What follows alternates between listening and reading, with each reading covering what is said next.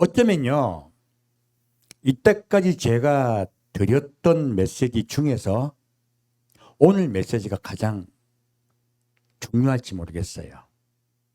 오늘 메시지는요, 먼저 구원에 관한 문제를 다룰 거예요.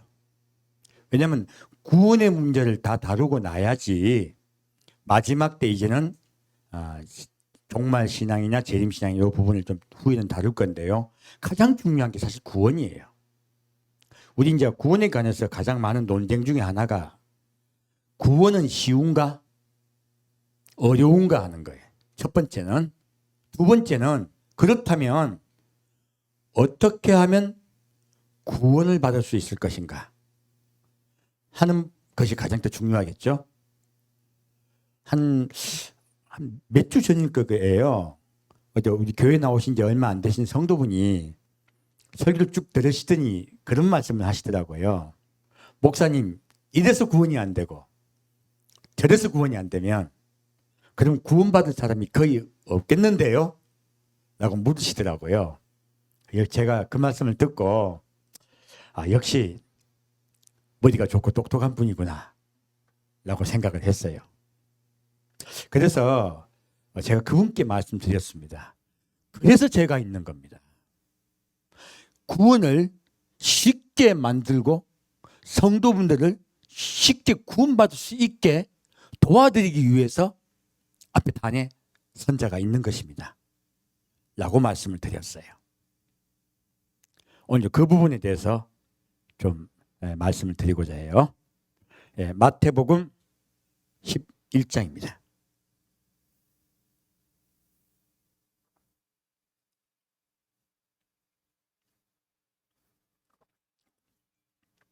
마태복음 11장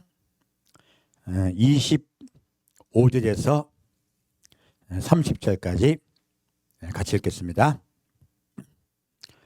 그때에 예수께서 대답하여 가라사대 천지의 주제이신 아버지여 이것을 지혜롭고 슬기 있는 자들에게는 숨기시고 어린아이들에게는 나타내심을 감사하나이다. 옳소이다. 이렇게 된 것이 아버지의 뜻이니이다. 내 아버지께서 모든 것을 내게 주셨으니 아버지 외에는 아들을 아는 자가 없고 아들과 또 아들의 소원대로 계시를 받는 자 외에는 아버지를 아는 자가 없느니라. 수고하고 무거운 짐진 자들아 다 내게로 오라. 내가 너희를 쉬게 하리라. 나는 마음이 온유하고 겸손하니 나의 멍에를 메고 내게 배우라. 그러면 너희 마음이 쉼을 얻으리니 이는 내 멍에는 쉽고 내 짐은 가벼움이라 하시니라. 성경 말씀 중에요. 제가 보았더니 가장 중요한 말씀이 이 말씀이에요. 이 말씀을 보면요. 여러분이 성경을 보시는 눈이 달라질 수 있어요. 오늘 이 말씀과 또 나중에 좀 있다가는 말라기 말씀을 볼 거예요. 제가 보기에 이 말씀 마태복음 11장 말씀 그리고 말라기 2장 말씀이 성경의 가장 요체 말씀이에요. 그래서 이거 좀 보고자 해요. 뭐라고 말씀하고 계시냐면 예수님이요. 지혜롭고 슬기 있는 자에게는 숨기시고 어린 아이들에게는 나타내심을 감사하나이다 말씀하세요. 하나님이 일부러 숨기실까요? 아니에요. 지혜롭고 슬기롭다고 스스로 생각하는 자는요. 하나님의 말씀이 귀에 들리지 않습니다. 숨기려고 숨기시는 것이 아니고요. 들으려고 하더라도 들리지를 않아요. 여기에서 지금 포인트가 있어요. 지금 자기 스스로요. 자기를 지혜롭고 슬기롭다고 생각하는 순간이요. 하나님하고 마주보고 있는 거예요. 소위 말해 맞다일 뜨고 있는 거예요. 그러므로 하나님 아래에서 그분의 음성을 듣지 않게 돼요. 이런 분들은 구원받기 어렵습니다. 왜 구원받지 못하는지에 대해서 정확하게 설명하고 있는 거예요. 이 말씀으로 보면요, 우리가 팔복의 첫 말씀을 우리가 바로 이해할 수 있습니다. 심령이 가난한 자는 복이 있나니 천국이 저희 것이며. 바로 구원을 받는다는 것은요, 구원을 받는다는 것은 내가 낮아지고 겸손하여 그분의 음성에 귀를 기울이고 따라갈 때 구원받는다는 뜻이에요. 그러므로 내가 높아졌어요, 그분에게 나의 말을 하기 시작하면요, 구원은 어려워진다는 뜻이에요. 여기서 우리가 갈리는 거예요. 무엇입니까? 지금 바로 이제 말씀하고 들어갈게요. 많은 분들이요, 예수님을 사랑한다고 해요. 그리고 목사님들도 많이 예수님을 사랑하라고 얘기해요. 그리고 예수님을 사랑함으로 이제부터는 하나님을 위하여 살으라고 해요. 맞는 말 같잖아요. 하나님을 위해서 살려고 마음을 먹었어요. 그래서 내가 하나님을 위하는 마음이 특심하여 최선을 다해서 하나님을 위해 살아요. 근데요, 여기에 함정이 있어요. 지금 바리새인과 사두개인이요, 하나님을 위해서 산다고 최선을 다했어요. 그런데 예수님은요, 지금 하시고 계신 말씀은 그들에 대한 이야기예요. 그들은 스스로 하나님의 말씀을 깨달았다고 생각하고 지혜가 있다고 생각하고 있어요. 그리고 예수님을 가르치려고 그래요. 근데 예수님은 이 말씀에 대항하여 하고 말씀하고 계신 거예요. 이것이 바로 우리가 지금 예수를 믿는다는 것이 무엇인가를 정확하게 우리가 이해할 수 있습니다. 우리는요, 하나님을 위하여 사는 자가 아닙니다. 내가 하나님을 위해서 무엇을 하고자 하면요, 스스로 지혜롭고 그리고 스스로 총명하다고 생각하는 자들이에요. 놀랍게도 그들은 바리새인과 사두개인이 되었더라 하는 것이에요. 많은 분들이 내가 하나님을 위해서 정말 최선을 다해 살았는데 나에게 하는 대접이 이겁니까 하고 낭망하고 실망하는 분들이 굉장히 많습니다. 내가 하나님을 위해서 생명을 걸었는데 하나님 왜 나에게 이렇게 하십니까?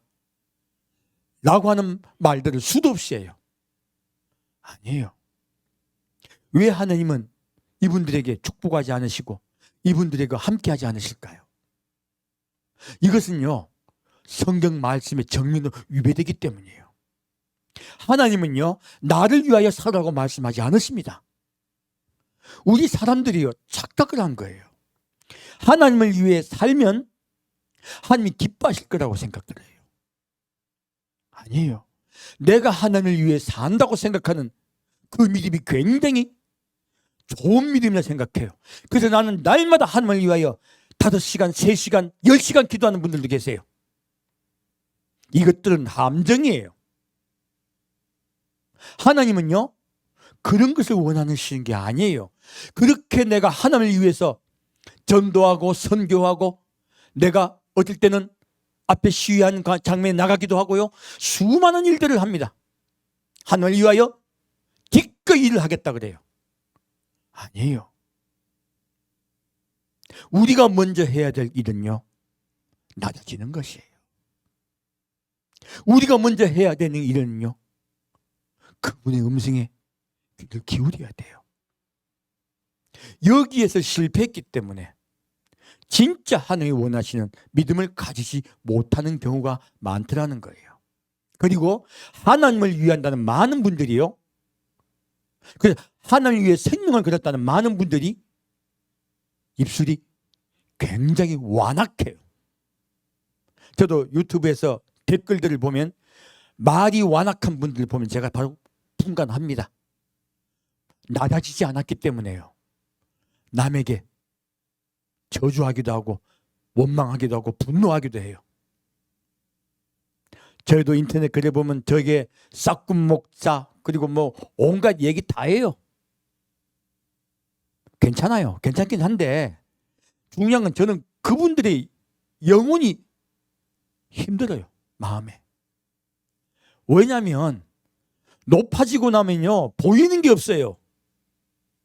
하나님도 안 보여. 어떨 때는 보이는 게 없으니까 함부로 말을 하고 꾸중하고 욕을 하는 거예요. 이분들 특징은요, 하나님을 위하는 것이에요. 누가 그랬습니까? 바울이 그랬었어요.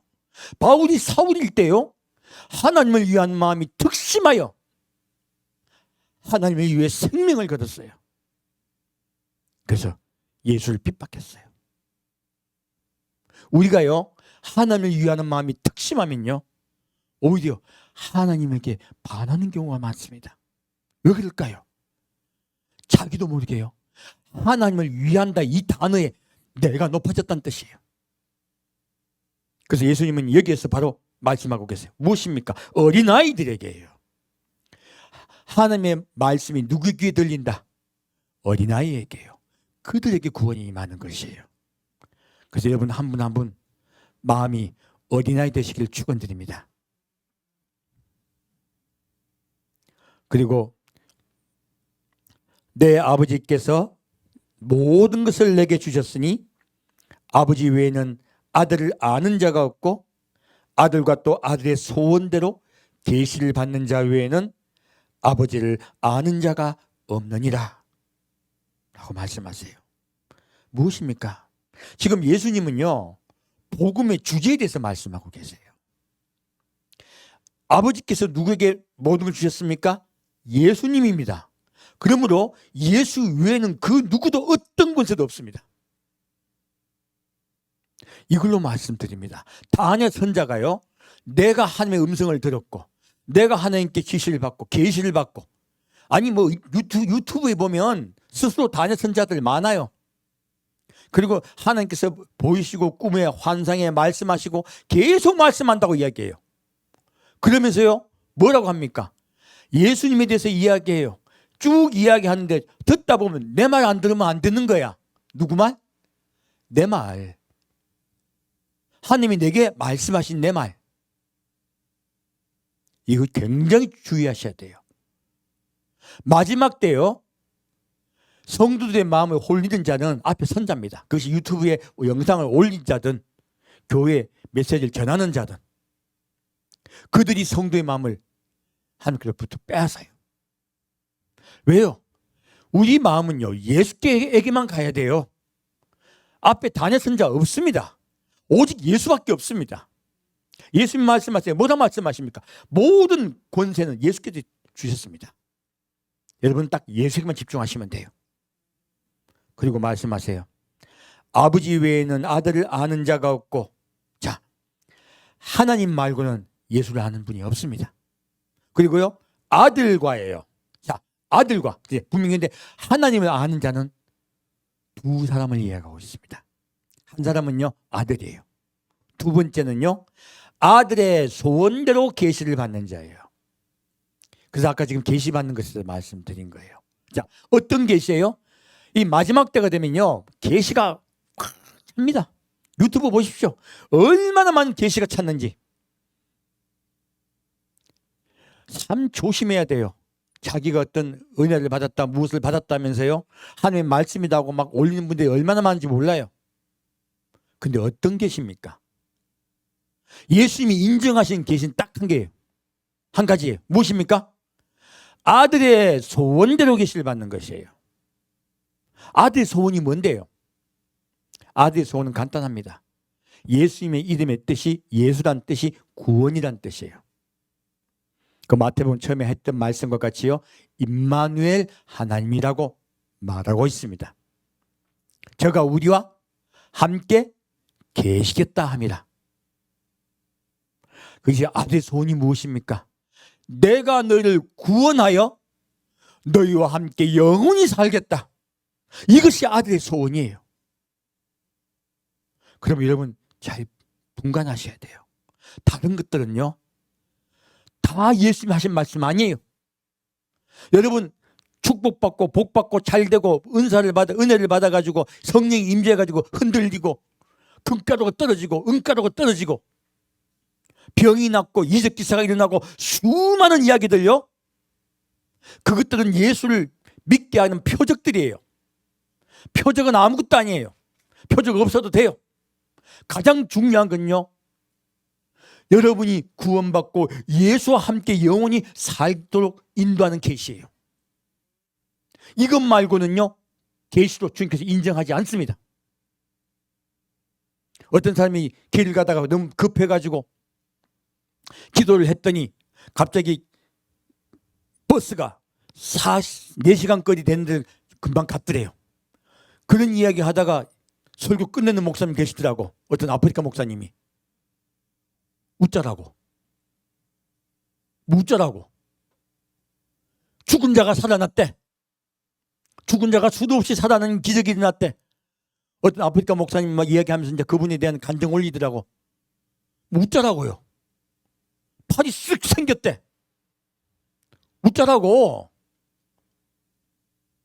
그거 다 듣고 나면 뭐예요? 예수 없는 걸. 여러분들은 이적 기사나 어떤 강력한 임재 이런 데 주목하지 마십시오. 여러분이 주목하실 건 딱 한 가지, 예수예요.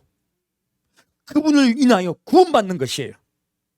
그거 외에는요, 이 마지막 때 여러분 탈분간하셔야 돼요. 그래서 예수님은 지금 이 말씀으로 못을 받고 있습니다. 아들의 소원대로 계시를 받는 자 외에는 하나님을 아는 자 없습니다. 그런 분들은 하나님을 몰라요. 하다 보면 또 자기 이야기야.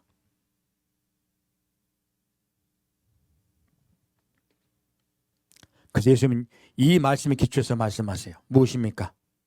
수고하고 무거운 짐진 자들아 다 내게로 오라. 내가 너희를 쉬게 하리라. 자, 우리는요, 이 말씀이 핵심이에요. 우리 예수를 믿는다는 것은요, 짐을 예수님께 맡기는 행위예요. 여기서 예수님이요, 수고하고 무거운 짐진 자들아 다 내게로 오라 했어요. 자, 그러면 구원이 특정한 자에게 정해진 것이에요? 모두에게 구원은 열려있다는 뜻이에요? 구원은 모두에게 열려있다는 뜻입니다. 그러므로 특정한 자만이 구원받는다 하는 것은 성경 말씀의 정면을 위배돼요. 태초에 예배했다 이야기는 다른 뜻이에요. 그건 종들에 관한 이야기예요. 특별히 예비한 종들이 있습니다. 그래서 택정이라고 그래요. 그걸. 그렇게 이해하시면 돼요. 그래서 이 말씀으로 말씀드립니다. 구원은 모든 자에게 오픈되어 있습니다. 그리고 수고하고 무거운 짐진 자다 다 내게로 오라. 내가 너희를 쉬게 하리라. 이 말씀을 잘못 오해해가지고요, 다시 함정이 있어요. 사람은 자꾸 함정에 빠져요. 아까 지금 자기를 높이는 부분에 대해서 말씀드렸죠? 지금은요, 예수님께요, 짐을 맡겨요. 예수님이 수고하고 무거운 짐진 자다 다 내게로 오라 이 말씀하셨는데, 이 짐은 어떤 목사님은 죄짐이라고 이야기해요. 죄짐도 맞습니다. 하지만 이 짐은요, 모든 짐이에요. 예수님이 특별한 짐을 말씀하지 않으셨어요. 죄짐도 맞습니다. 하지만 내가 가지고 있는 모든 짐이에요. 그래서 우리가 여기 이 말씀을 가지고 무엇을 많은 교인들이 오해를 하고 있냐면, 죄짐을 맡겼으니까 이제 나는 죄로부터 어떻게 됐어요? 자유함을 얻었다는 거예요. 그러므로 죄에 대하여 자유함을 얻었으므로 마음껏 살아도 돼. 이거 이단이에요. 내가 죄짐을 예수님께 맡겼지만 나는 늘 죄를 짓습니다. 그러므로 날마다 우리는요, 나의 죄짐을 주님께 맡겨야 돼요. 주님께 의탁해야 돼요. 이 예수님께 내 짐을 맡기는 행위는요, 일회성으로 끝나지 않습니다. 날마다예요. 날마다. 성경을 봤더니 아침과 저녁으로 너의 죄짐을 내게 맡기라 하신 거예요. 더 정확히 말하면 죄짐만 맡기라는 뜻이 아닙니다. 첫째요, 여기에 잘못 함정에 들어갈 때가 많고요. 두 번째 함정이 있어요. 이거는 하나님이 만드신 함정이 아닙니다. 내가 사람이 만든 함정들이에요. 원하는 것들이죠. 좀 죄를 짓고도 살고 싶고 막 편하게 살고 싶은 마음이 있으니까 그렇게 호도하는 거예요.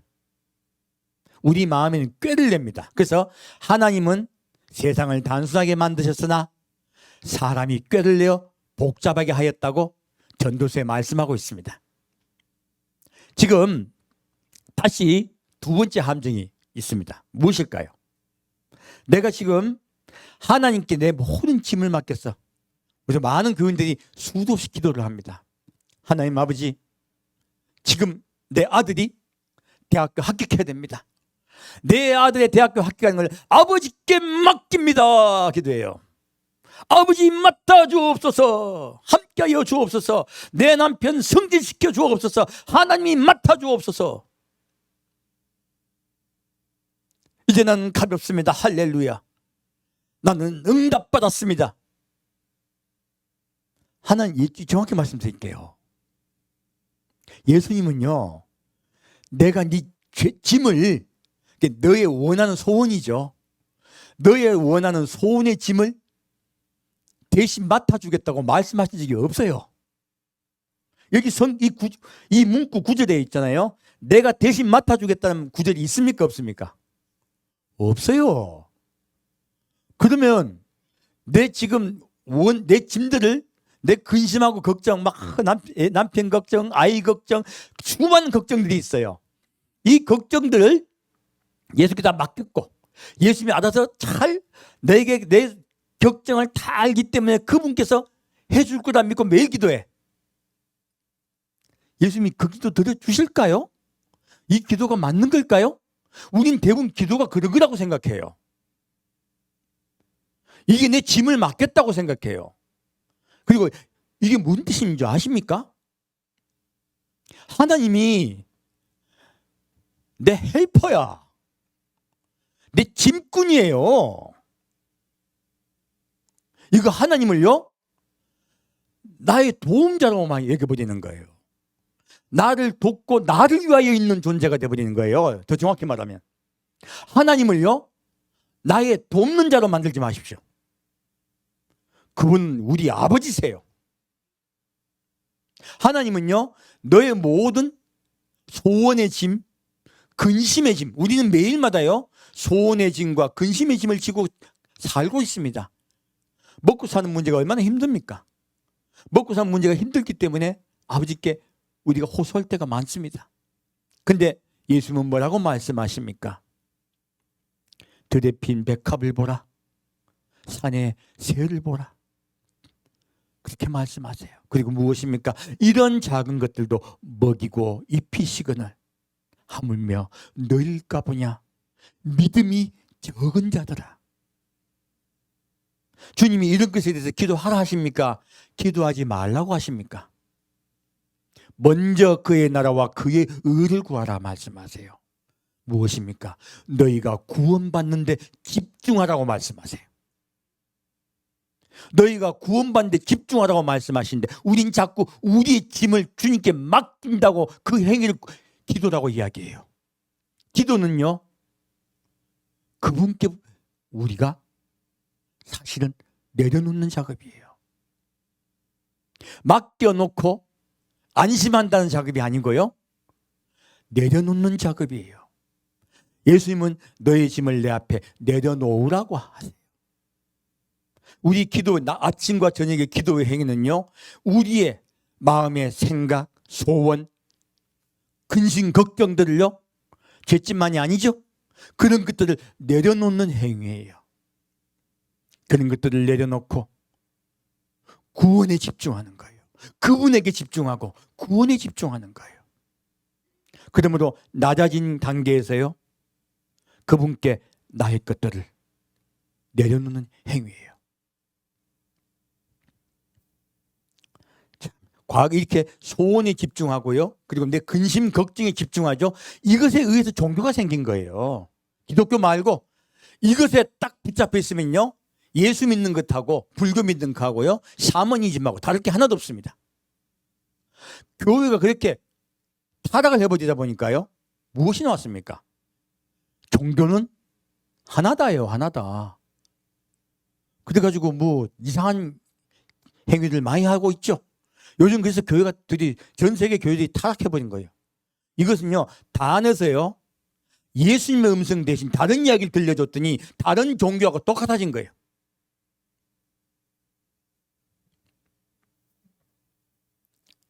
자, 이제 우린 이 28절 말씀을 깨닫습니다. 무엇입니까? 우리의 기도의 행위는요, 내 모든 짐을 예수 앞에 내려놓는 행위요. 첫 번째, 두 번째, 예수님께 집중하는 것이에요. 그리고 그분의 구원에 나의 생각에 포인트를 맞추는 것이에요. 그것이 기도입니다. 자, 29절 말씀 보겠습니다.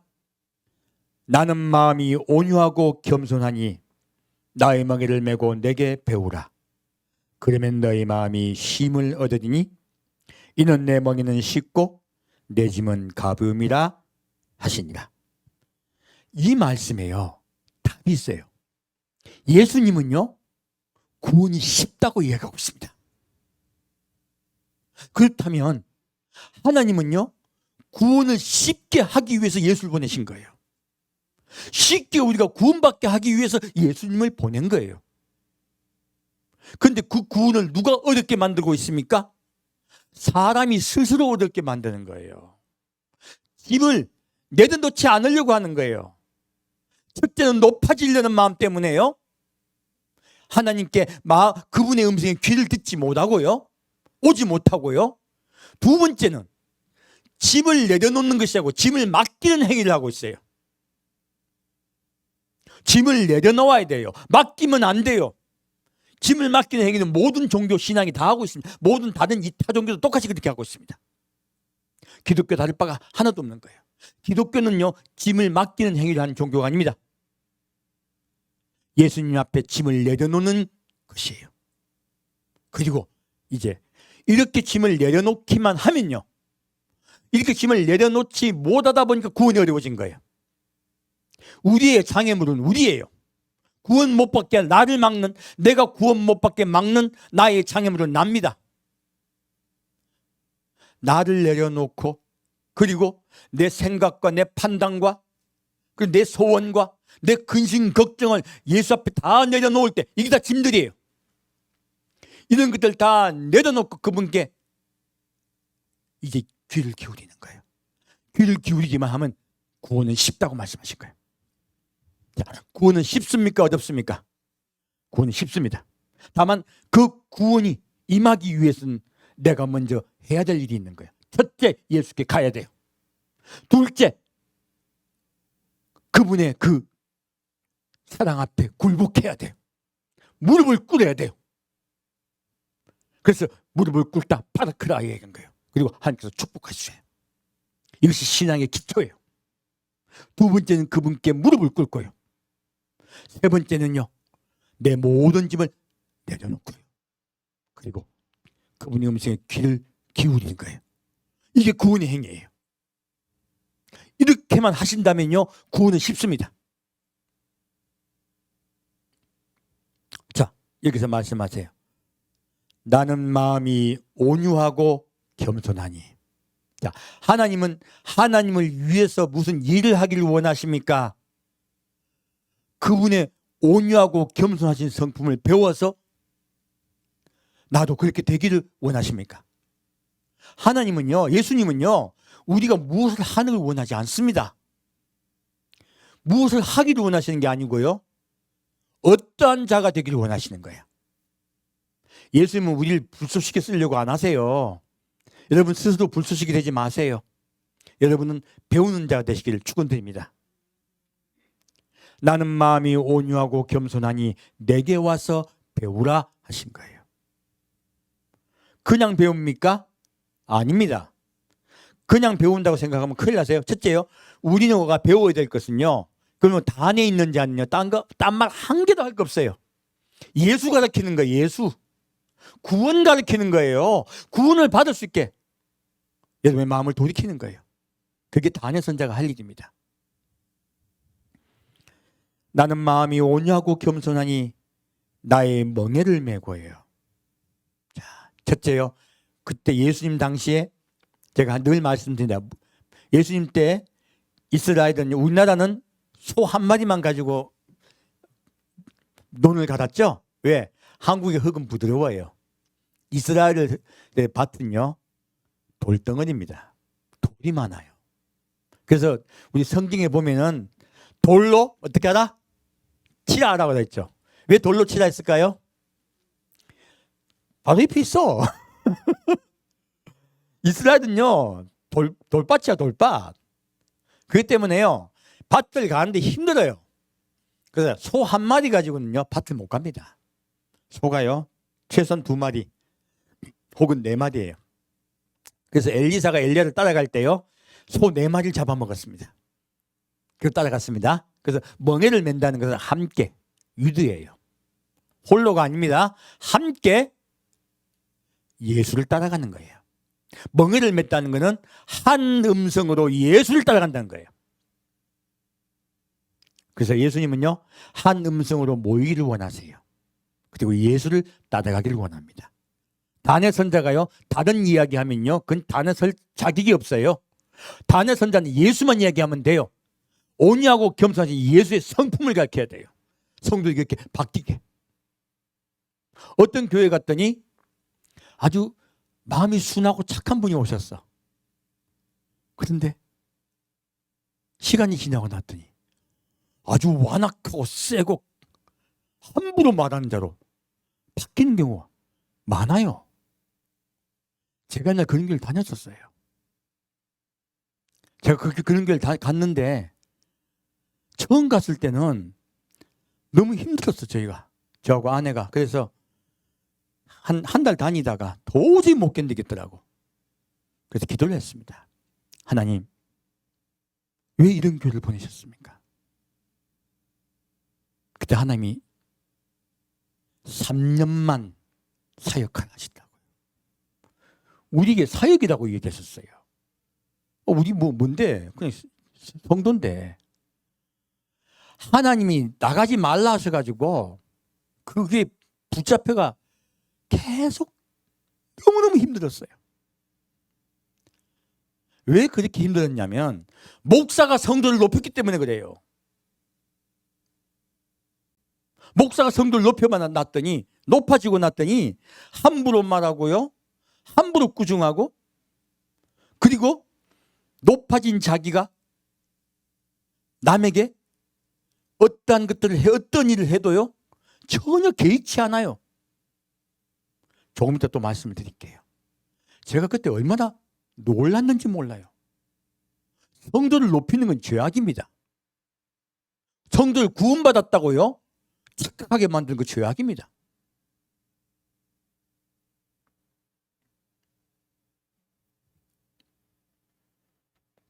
우리는 주님의 멍에를 메고요, 겸손하게. 이 멍에를 맸다는 뜻이 무엇입니까? 순종한다는 뜻이에요.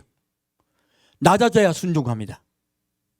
낮아지게 만들고 낮아져서 예수를 배우는 거예요.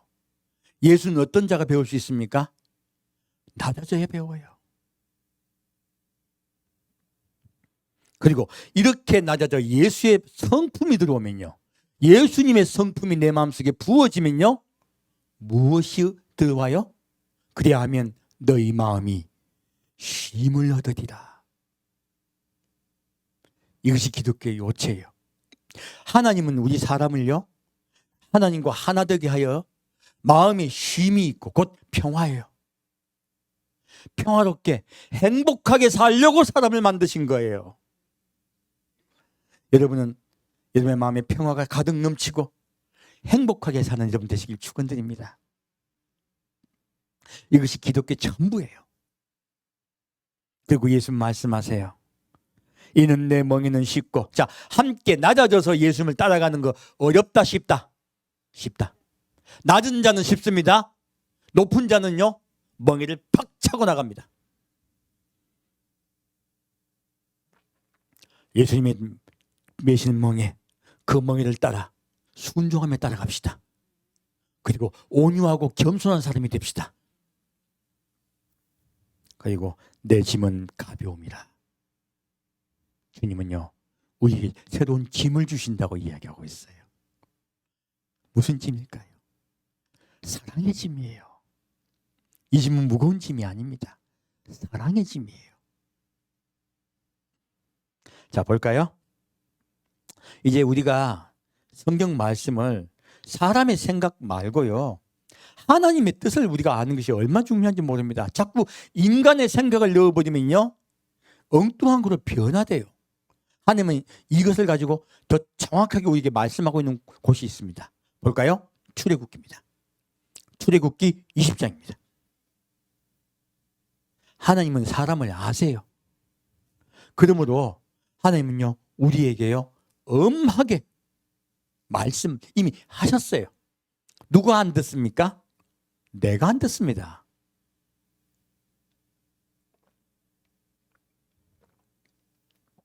자, 출애굽기 20장 3절에서 6절까지 같이 읽겠습니다. 너는 나 외에는 다른 신들을 내게 있게 말지니라.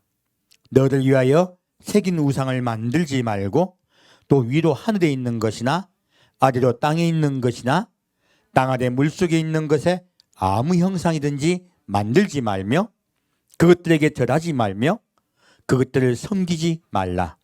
나 여호와 너희 하나님은 질투하는 하나님인즉 나를 미워하는 자의 죄를 갚되 아비로부터 아들에게로 3, 4대까지 이르게 하거니와 나를 사랑하고 내 계명을 지키는 자에게는 1000대까지 은혜를 베푸느니라. 아멘. 자, 이 말씀에 출애굽기 20장 말씀이에요. 첫 계명이죠. 1계명이에요. 근데 이 1계명이 신명기 5장 7절 말씀에는 조금 다르게 돼 있어요. 나 외에는 위하는 신들을 내게 있게 말지니라 라고 이렇게 했어요. 이 말씀은 같이 볼게요. 무엇입니까? 정확히 이 말씀 뜻이 뭐냐면요, 지금 하나님을 믿는 자들이에요. 하나님을 믿는 자들이 하나님 앞에 서 있어요. 경배를 드리고 있어요. 하나님 앞에 서 있고 경배를 드리고 있는데요, 자기 속에 신들이 있는 거야. 다른 신들이. 자기 속에 다른 신들이 있는데요, 그 신들이 어떤 신들이냐? 하나님 외에 위하는 신들이에요. 자, 마음속에 어떤 신들이 있다? 위하는 신들이 있다는 거예요. 우리 사람은 자기가 위하는 것을 위해 살게 됩니다. 여러분들, 아침 저녁으로 보통 우리 이제 가정의 부모님들은 누구를 위해 삽니까? 자식을 위해 살죠. 위에 사는 존재가 사랑하는 존재예요. 위하여 사는 자들이 같이 사랑하는 존재예요. 그리고 내가 어떤 돈을 내는 것도 사랑하는 자에게 돈을 줍죠. 결국 사랑한다는 것은 의미는요, 위한다는 의미예요. 그래서 이 사람이 하나님 앞에 서 있어요. 서 있는데 위하는 다른 신들이 있는 거예요. 어떤 신들일까요? 아담과 하와도 하나님 앞에 서 있었어요. 근데 아담과 하와가 왜 범죄했습니까? 보암직하고 먹음직하고 지혜롭게 할 만큼 탐스러운 것을 봤어요. 자기를 위했어요. 하나님을 위했다, 자기를 위했다. 자기를 위했어요. 두 번째, 그 물질을 먹어야 되는 거야. 그래야 그것이 이루어져요. 그러므로 그 선악과는 물질입니다. 하나는 욕심, 곧 물질에 관한 욕심이고요, 하나는 나예요. 하나님이 이것을 알고 계세요. 그래서 지금 이스라엘 백성이 하고 계신 말씀은요, 아담과 하와 똑같이 너희들은 그러한 다른 신들을 섬기는 범죄를 범하지 말라고 말씀하고 계신 거예요. 이 출애굽기 장면은 하나님이 이스라엘 백성을 애굽의 종된 곳에서 그들을 구해내셨어요. 지금 이스라엘 백성과 똑같은 거예요. 하나님이 전이 내려와 계세요. 과거에 동산과 똑같아요. 아담과 하와가 살고 있는 에덴 동산과 똑같은 상황이 된 것이에요. 하나님이 이 상황에서 이스라엘 백성이 똑같이 말씀하고 있는 거예요. 너희는 선악과를 먹지 말라고 말씀하고 계신 거예요. 무엇입니까? 너희 속에 위하는 신들을 만들지 말라고 하시는 거예요. 내게 있게 하지 말라고 하세요. 우리 마음속입니다. 무엇입니까? 나를 위하여 사는 것이 우상숭배입니다. 첫 번째. 그러므로 하나님이 나를 위해서 무엇을 해주신다. 나를 위하여 이것을 하나님께 맡겼으니 아버지 알아서 해주세요. 이것도요 우상숭배예요. 우리는 수도 없는 오랜 시간에 기도를 하고 있어요. 이거 하나님을 위해서 기도하고 있는 겁니까? 나를 위해 기도하고 있습니까? 수많은 교회가 그런 범죄를 저지르고 있어요. 우상숭배를 하고 있는 거야. 교회에 와서. 두 번째요. 물질에 관한 것이에요. 먹고 사는 근심 걱정에 관한 것이에요. 지금 이 말씀과 예수님 말씀하신 짐을 내게 수고하고 무거운 짐진 자다 다 내게로 오라 하신 이 말씀과 똑같아요. 우리 짐들이에요. 주님은 우리의 짐을 없애려고 오신 거예요. 내 근심 걱정들도 다 주님께 맡깁시다. 그분이 대신 맡아서 해결해 준다는 뜻이 아닙니다. 우리는 막 그냥 내려놓는 것이에요. 내려놓으면 알아서 하세요. 그래서 예수님이 뭐라 하셨습니까? 내가 알아 할 테니까 걱정하지 말라 하신 거예요. 제발 걱정 좀 하지 말라 하신 거예요. 우리는 이 두 가지 우상숭배에 대해서요 오늘 교회가 빠져 있습니다. 물질 축복 받으면 하나님께서 함께하는 분들이고, 물질 축복 못 받고 맨날 하늘마다 잘 안 되면, 안 풀리면 전기줄 끊어져 있대. 전화줄 끊어져 있대. 하나님을 갖다가 어디다가 인공위성을 만들고 있어요? 하나님은요 여러분의 소원의 기도를 들어주신 분이 아닙니다. 이 세상 신과 똑같이 만들지 마세요. 내가 위하고 내가 원하는 것을 들어주는 분으로 만들지 마세요. 하나님 이것들에 대해서 우상이라고 이야기하고 있습니다. 두 번째요, 이것들을 심지어 새겨서 만들어 밖에 눈에 보이기도 해요. 그래서 뭐라 합니까? 너를 위하여. 누구를 위하여? 너를 위하여예요. 기독교는 정확하게요, 나를 위하여 살면 우상 숭배하고 있다고 정확히 말하고 있습니다. 여러분 날마다 돌아보셔야 돼요. 나를 위하여 사는지 내 가족만을 위해 사는지 돌아보셔야 돼요. 너를 위하여 새긴 우상을 만들지 말고, 또 위로 하늘에 있는 것이나 아래로 땅에 있는 것이나 땅 아래 물속에 있는 것에 아무 형상이든지 만들지 말며. 무엇입니까? 이건 우리가 보통 저 상 만들고 이런 동상 만드는 거 생각해. 그 뜻이 아닙니다. 우리는요 자꾸 아들이 나의 우상이 될 때도 있고요, 남편이 나의 우상이 될 때도 있고요, 내 직장이 내 우상이 될 때도 있어요. 너의 소망을 이야기하고 있어요. 내가 눈앞에 보이는 현실이에요. 현실. 내 눈앞에 보이는 현실의 소망이 나의 우상이 될 때가 얼마나 많은지 모릅니다. 그것 때문에 쓰러지고 넘어져요. 심지어 그것이 교회일 때도 많아요.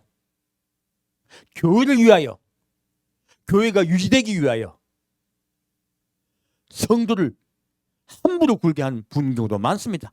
다른 성도들이 시험 들게 하는 다른 사람에 대해서요, 시험 들어있는 사람에게 가서 네가 참아라.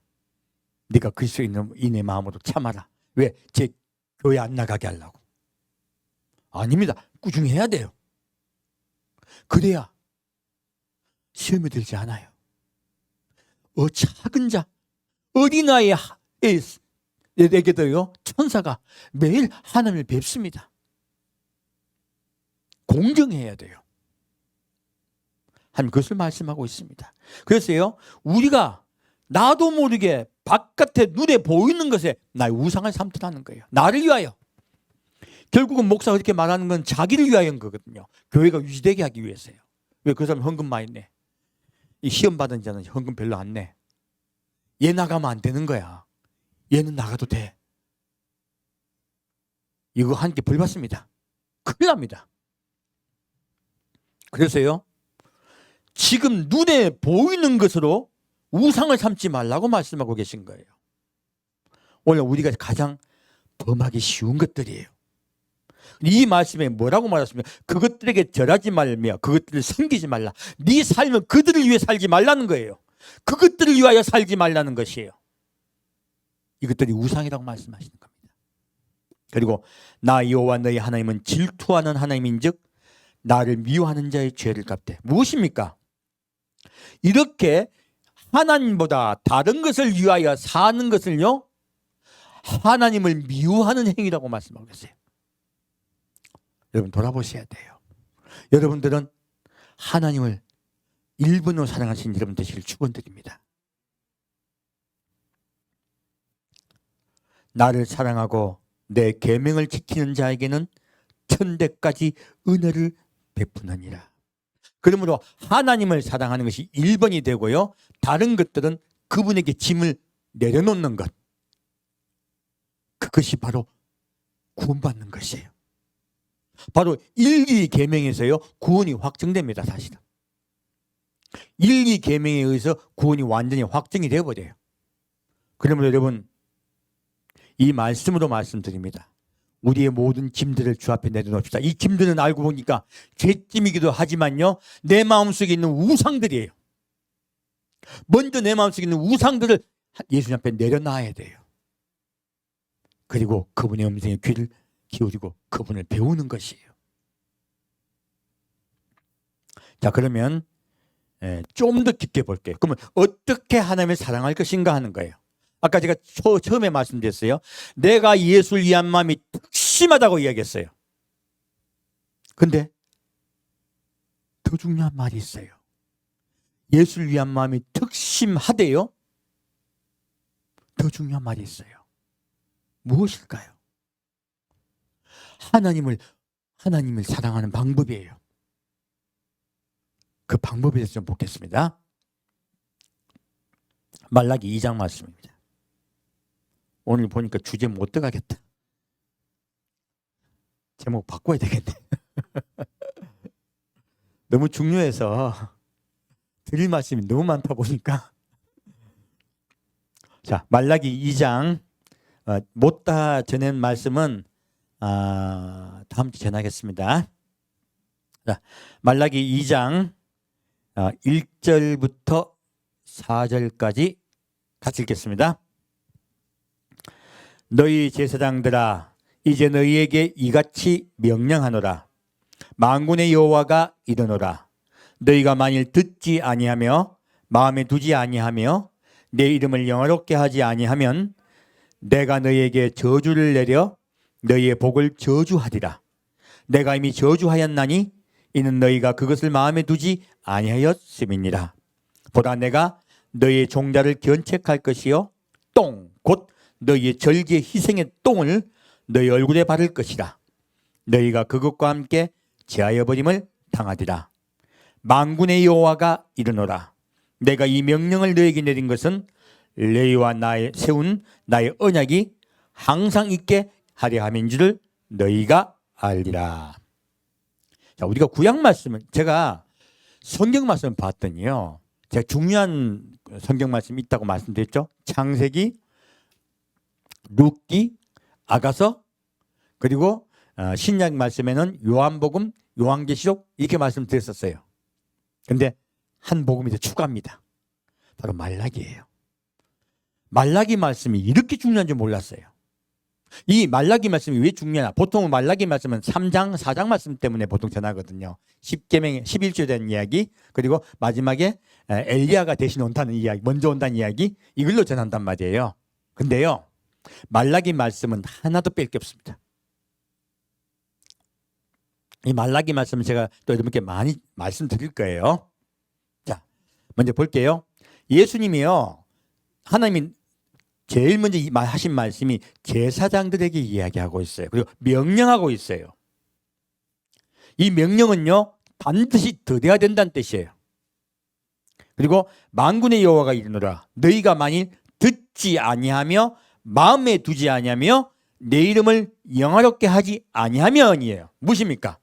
첫째요, 들어야 돼요. 아까도 예수님이 오는 자는 구원받는 것은 무엇이에요? 첫째, 듣는 행위예요. 낮아져야 들립니다. 들어야 되고, 두 번째는 마음에 새겨야 되고요. 세 번째는요, 내 이름을 영화롭게 하라 했죠. 무엇입니까? 예수만을 전하는 거예요. 예수만을 가르쳐 주는 걸 이야기해요. 너희가 그것을 해야 된다고 하시는 거예요. 그렇게 아니하면 너희에게 저주를 내려 너희의 복을 저주하리라. 무엇입니까? 이스라엘은요, 하나님께 이미 복을 받은 자입니다. 우리 교회는요, 이미 예수를 믿음으로 복을 받은 자들이에요. 근데 우리가 그 복을 뺏긴다는 거예요. 내가 이미 저주하였나니 이는 너희가 그것을 마음에 두지 아니하였음이니라. 자, 제가 어느 교회를 갔어요. 참 목사님 좋은 분이셨어요. 저 그런 사람 처음 봤어요. 성도가 3,000명인데 이름을 다 외워. 그리고 얼마나 성격이 좋으신지 말 다 들어주고 안아주고. 야, 그분 뵀더니 내가 예수님 사랑이 저런 거구나. 그리고 나같이 머리 나빠서 이름 못 외운 사람은 절대 목사 되면 안 된다. 내가 그 생각을 했어요. 이름도 다 외우고 정말로 포근하고 따뜻하시더라고. 그런데 이분이 이제 설교를 할 때 뭐라고 말씀하시냐면, 구원은 따놓은 당상이고 이 땅에서도 복받지 않은 겁니다 라고 외치시더라고. 목사 좋으면 뭐예요? 저희 그게 나왔어요. 우린 예수 먹으러 갔거든. 목사님이 인간적으로 카네기 성공론을 그대로 실천하고 사는 분이면 뭐해? 다른 사람의 마음을 얻기 위해서 내가 마음을 낸 거잖아요. 이거는 사람의 마음을 얻기 위해서 마음을 낸 거예요. 분간 잘하셔야 돼요. 목사 입에서는 예수만 전해야 돼요.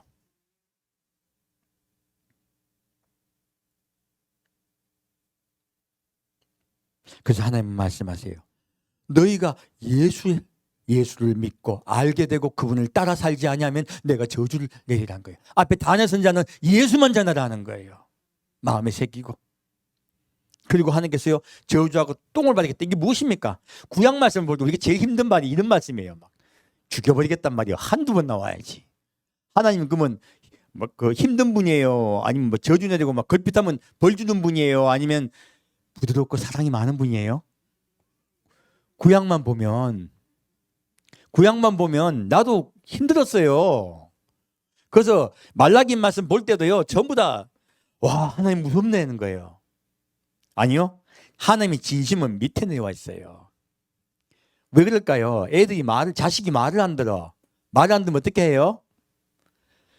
이놈의 새끼 다리뭉댕이 부딪혀버리려고 심지어 회초리까지 때립니다. 왜 그럴까요? 말 듣게 하려고, 똑바로 살게 하려고, 사랑해서 그러는 거예요. 저기 납치하려고 하는 사람들은 뭐 합니까? 아가야 이리 오너라, 사탕 줄게. 아빠는 어떻게 해요? 이놈의 새끼, 이게 아빠예요. 근데 사람은 사탕 줄게 하면 따라가. 아빠가 이리 와, 너 아빠 혼날래? 도망가는 거야. 오늘 우리 교인들 이런 거 있는 거예요. 그래서 목사가 사탕 준다고 말 안 하면 에이, 싫어하는 거예요.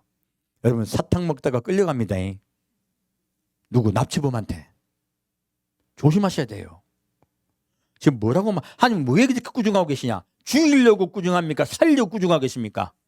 살리려고. 진심은 밑에 있어요. 사실 볼게요. 만군의 여호와가 이르노라, 내가 이 명령을 너에게 내린 것은, 이것은 제사장들에게 한 말이죠. 우리 교인들에게 한 말이 아니에요. 레위와 세운 나의 언약이 항상 있게 하려 함인 줄 너희가 알리라. 무엇입니까? 언약을 지키라 하는 거예요. 언약을 지켜 구원받기 때문에 그래요. 아까 십계명이 무엇입니까? 법입니까? 언약입니까? 언약입니다. 너희가 그 언약을 지켜다오 하는 거예요. 그리고 구원받게 너희들이 앞에 서서 가르쳐야 될 것 아니냐? 제발 정신 좀 차려, 이 앞에 있는 것들아, 얘기하시는 거예요. 전자분께 계속 언약 이야기만 해드릴 거예요. 딴 거 안 가르칠 거예요.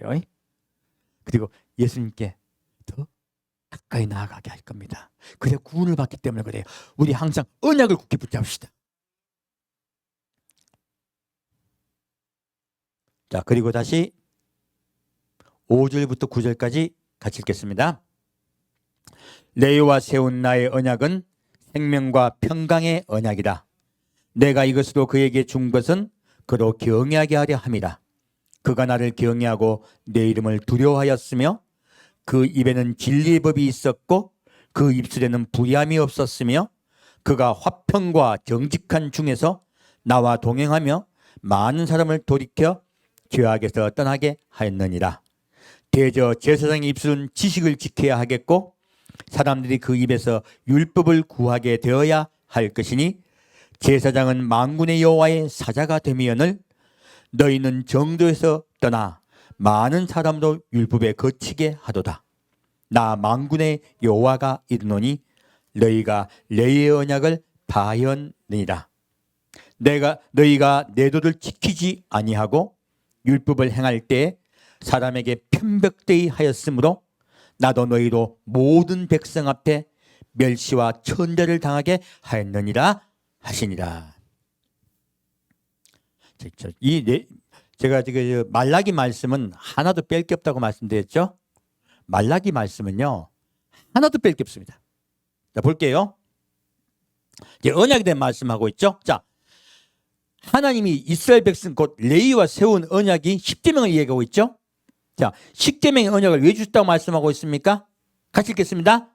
레위와 세운 나의 언약은 생명과 평강의 언약이라. 하나님이 십계명을 왜 주셨다? 생명을 주게 하기 위해서, 구원하기 위해서, 그리고 우리 마음속에 평화를 주기 위해서예요. 아까 예수님 말씀과 똑같죠?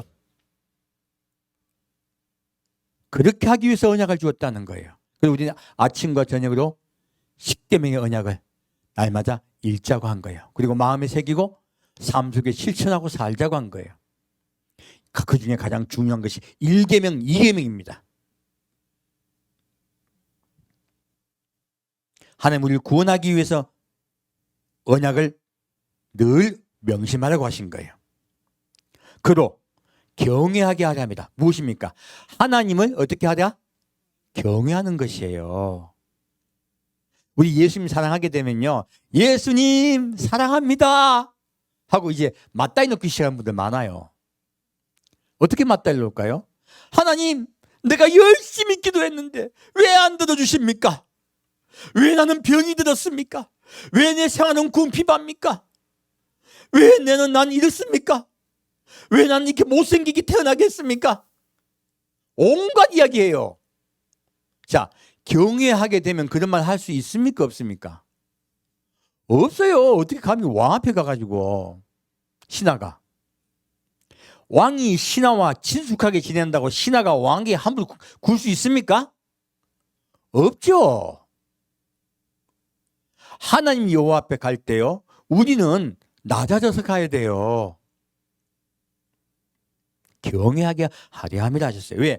경외할 때요 죄와 멀어질 수 있기 때문에. 하나님이 우리 앞에서요 그 경배 받으려고 하시는 게 아니에요. 사실은 하나님 우리 경배하기 위해서 우리를 만드셨다고 해요. 아니에요. 하나님은 우리와 하나 되기 위해서 우리를 만드셨어요. 사랑하기 위해서 만드셨어요. 자, 십계명의 뜻이 뭐냐면요, 하나님 너희는 이 계명을 지키라고 했죠. 그게 뭔 뜻이냐면, 위에 나온 말씀이 뭐냐면, 나는 너희를 위하여 생명을 걸고 너희를 사랑하여 살고 있다고 얘기하고 계세요. 뭐하고 계신다? 너희를 사랑하여 살고 있다요. 이게 하나님의 말씀이에요. 그러므로 너희도 어떻게 해요?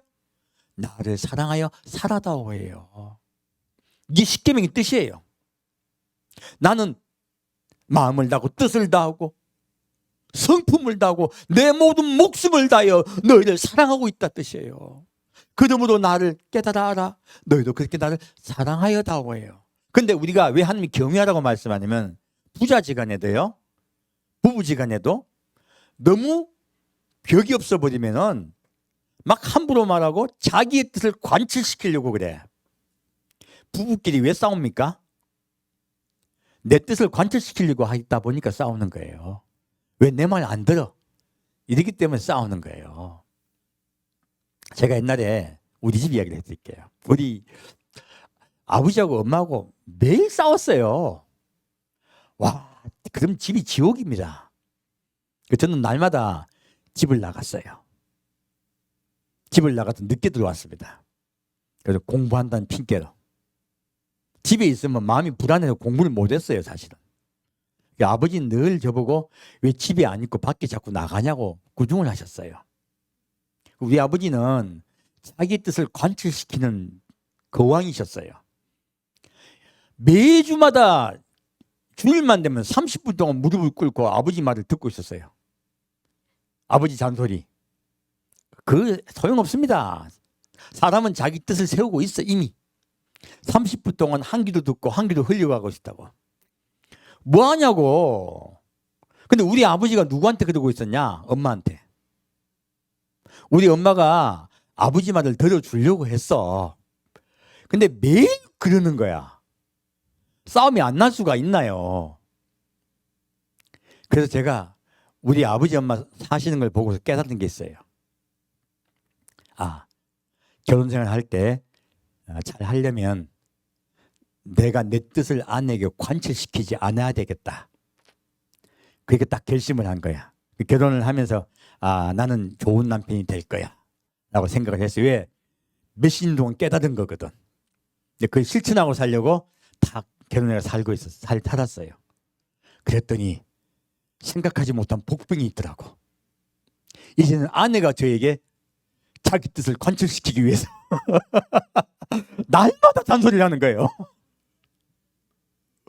그 제가 깨달았습니다. 고민을 많이 했어요. 깨달았습니다. 아내의 뜻을 들어주려고 최선을 다해야 되겠다.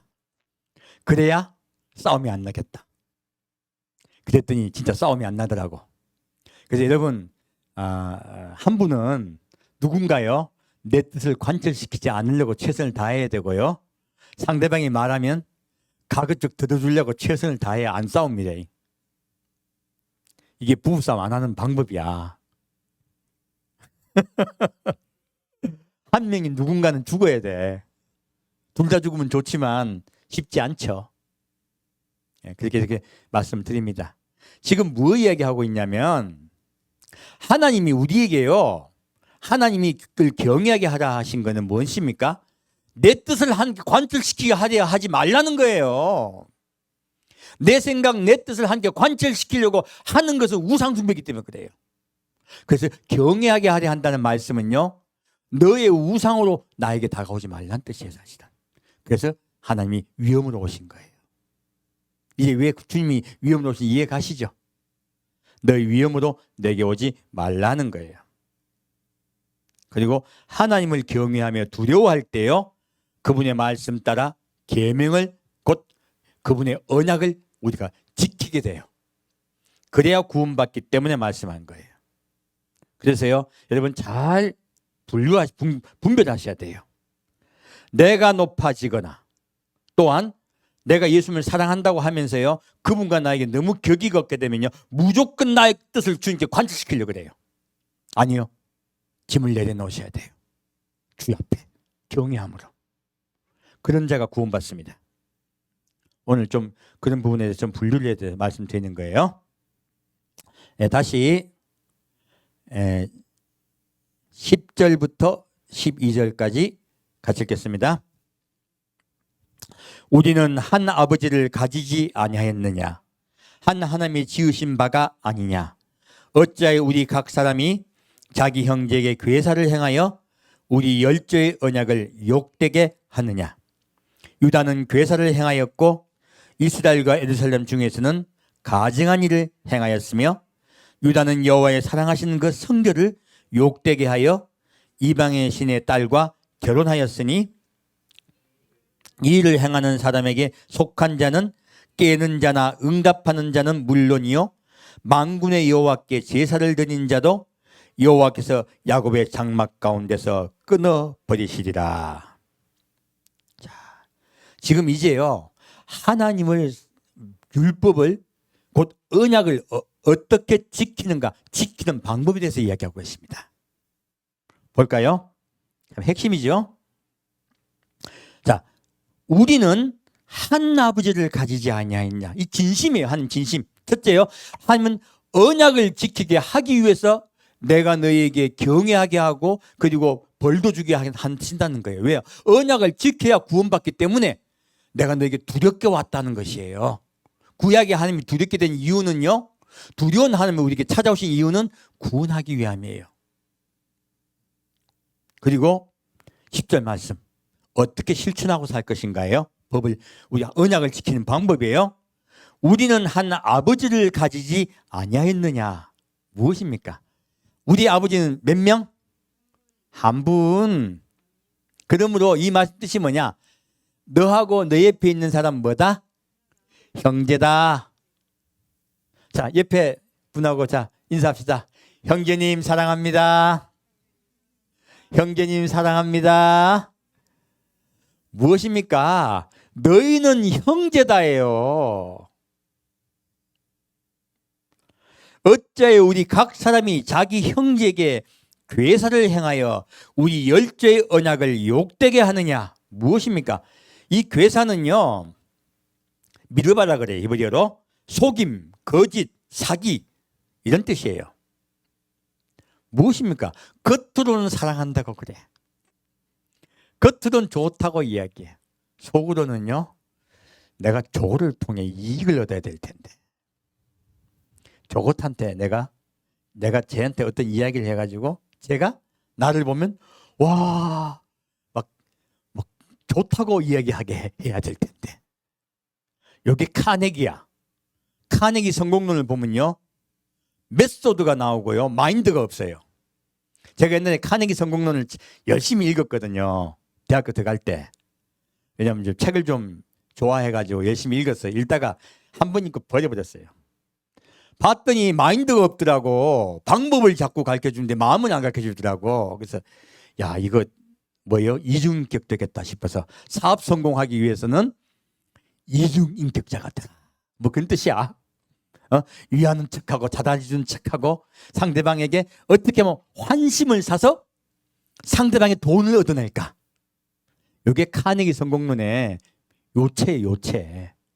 그래서 마음이 없구나. 그 생각이 들어서 카네기 성공론 더 이상 읽지 않았습니다. 자, 여기서 하나님은요, 진짜 마음으로 사랑하라는 거예요. 입으로 하지 말고, 방법으로 하지 말고 마음으로 사랑하라 하시는 거예요.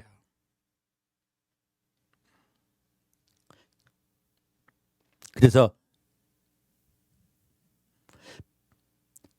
우리 하나님께서 말씀을 편벽되게, 이성도와 저성도에게 편벽되게 구하는 것을 또 말씀하고 계세요. 자기 형제에게 괴사를 행하여 우리 열조의 언약을 욕되게 하느냐예요. 무엇입니까? 성도와 성도끼리, 형제와 형제끼리 전 인류가 하나입니다. 이 말씀입니다. 어떻게? 전 인류가 하나입니다. 누구 미워하지 마십시오. 일본 미워하지 마시고, 북한 미워하지 마시고, 중국 미워하지 마십시오. 하지만 마음이 하나 되지 마십시오. 그들의 죄는 미워하셔야 돼요. 하지만 사람은 사랑하셔야 돼요. 자, 그래서 뭐라 말하고 있습니까? 유다는 괴사를 행하였고 이스라엘과 에도사람 중에서는 가증한 일을 행하였으며 유다는 여호와의 사랑하신 그 성결을 욕되게 하여 이방의 신의 딸과 결혼했다고 말씀하고 있어요. 무엇입니까? 이방의 신의 딸이 무엇입니까? 물질이에요. 왜 형제에게 괴사를 행합니까? 사기를 칩니까? 돈 때문에요. 왜 재판이 굽어집니까? 돈 때문에요. 내 정 때문에. 내 가족에게는, 내 편에게는 옳게 좋게 이야기해주고 다른 편은 욕을 해. 요새 우리나라도 지금 그런 일이 많죠? 내도남불이라고? 이거 하나님 제일 미워하는 거예요. 하나님은요, 공평한 저울추를 말씀하고 계세요. 그래서 여기서 말하고 있습니다. 너희들은 다른 신들을 섬기고 있다는 거예요. 첫째는 너를 위하여, 둘째는 내 편을 위하여. 내 편이 너죠? 세 번째 물질을 위하여 형제에게 괴사를 행하고 있다는 거예요. 속임, 거짓, 사기를 치고 있다는 거예요. 여러분의 마음속에 진심으로 다른 사람을 대해주길 축복합니다. 그것이 율법, 언약을 지키는 것이에요. 원래 하나님이 십계명을 준 이유를 말씀하고 계신 거예요. 하나님을 사랑하는 방법에 대해서 말씀하고 있습니다. 하나님은요, 눈에 보이는 사람에게 어떻게 대하는가를 보고 나를 사랑하는가를 내가 알겠다고 말씀하고 계세요. 이웃 사랑은요, 사실 하나님 사랑이에요.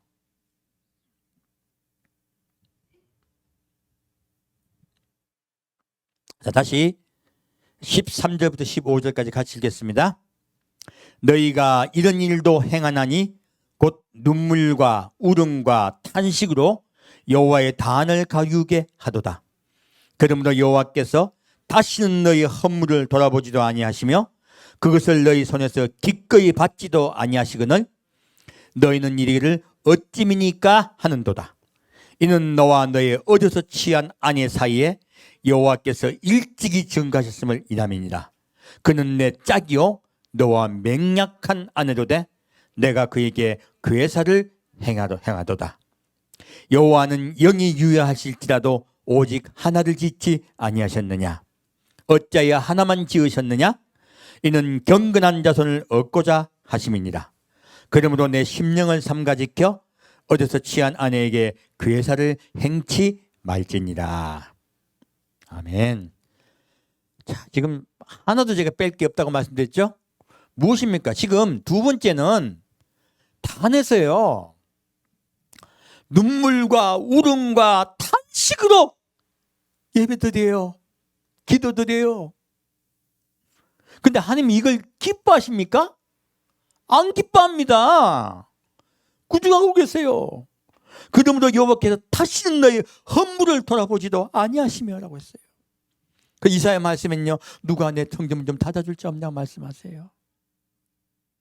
하면 너희는, 나는 너희 기도, 너희 예물 싫다고 이야기하세요.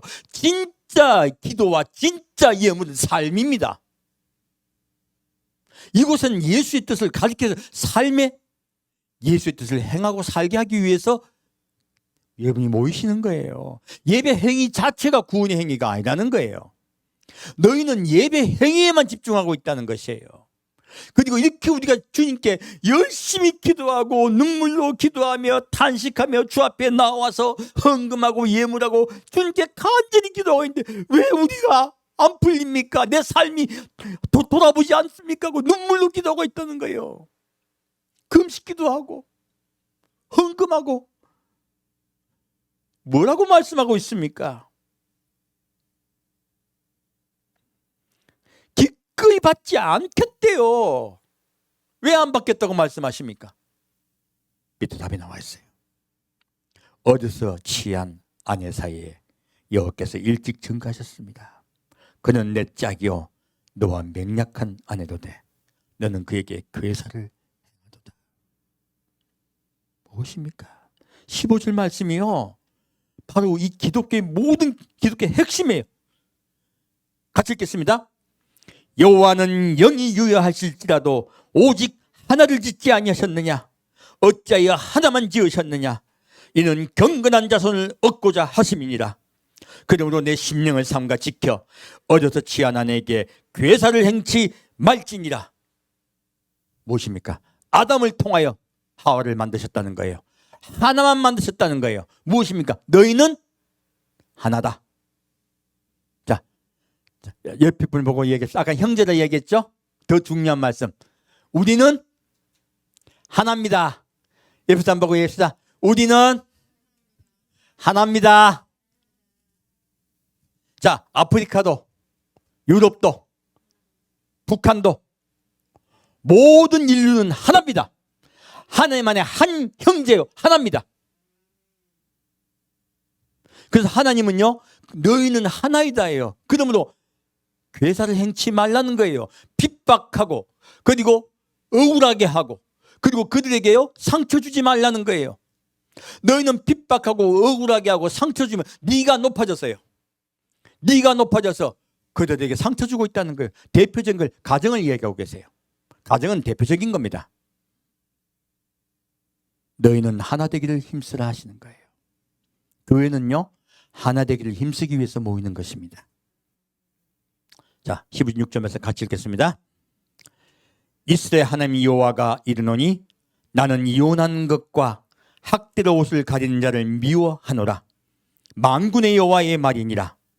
그러므로 너희 심령을 상가지켜 괴사를 행치 말지니라. 아멘.